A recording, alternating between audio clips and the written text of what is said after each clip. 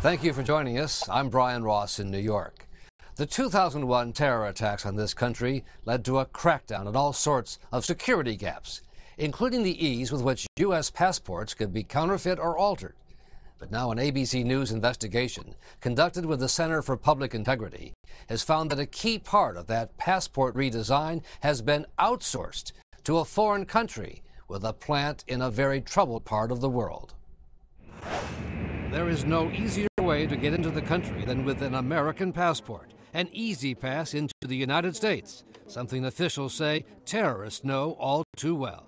The American passport is tremendously important to terrorists because less scrutiny is attached to those carrying American passports.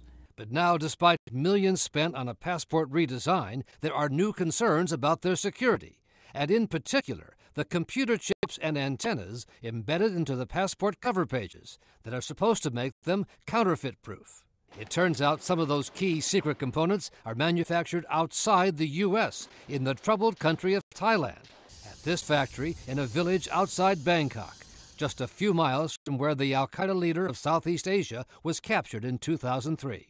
Something like that ought to be produced only in the United States, under the most rigorous security standards. It is another gaping hole in America's security that's waiting to be exploited by terrorists. Security officials have warned of problems here almost since the day the U.S. government printing office awarded the contract to the company that runs the Thailand factory, saying no American company could do the work. An internal government inspection obtained by the Center for Public Integrity concluded in 2006, at present, this is a potential long-term risk to the U.S. government interests.